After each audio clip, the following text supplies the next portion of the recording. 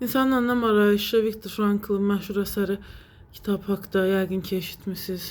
Logoterapiya haqqında bilməm eşitmisiniz yoxsa yox. Daha çox nəyisə sunum eləyəndə narahat olan, həyəcanlanan, təlimçi kimi insanların qarşısına çıxa bilməyən. Burada da bir neçə texnikalar adətən deyilib. Biri başqalarını dovşan gözündə görməkdir. Qarşında oturan hər kəsi fikirləşsən, elə bir xəyal edirsən. Digəri nə vaxtsa çıxış edəcəyin yerdə boş halında gedib orada öz-özünə danışırsan, insanlar yox ikən bu bir növ həmin yerə hakim olmağa səbəb olur və daha az sabah insanlar gəldiyi zaman daha az həyəcanlanmağa başlayırsan. Saçım çox pis görünür. O qədər biçimsiz olur ki, ancaq fen sayəsində biraz düz qalır. Burada deməli çelişik niyyət var, paradoksal niyyət. Bir dənə video var, yadınızdadır. Çox yaşlı bir kişi çıxıb deyirdi ki, saçlarımızın uzanması bizdən asılıdır. Biz onlara desək tökülmə, töküləcək bir dənə də maraqlı tökülməyəcək də, yəni qulaq asacaq bizə.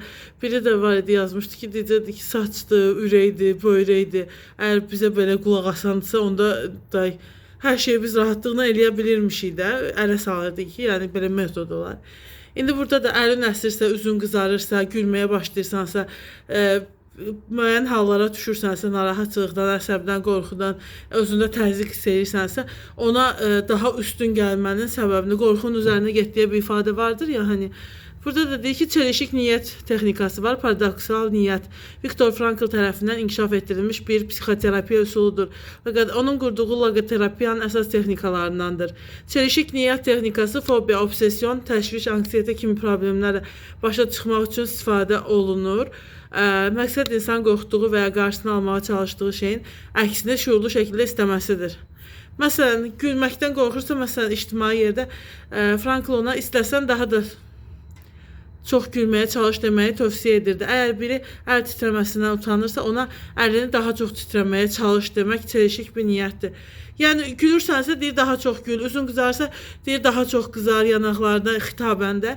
Əli titrəyirsə deyir daha da çox titrə.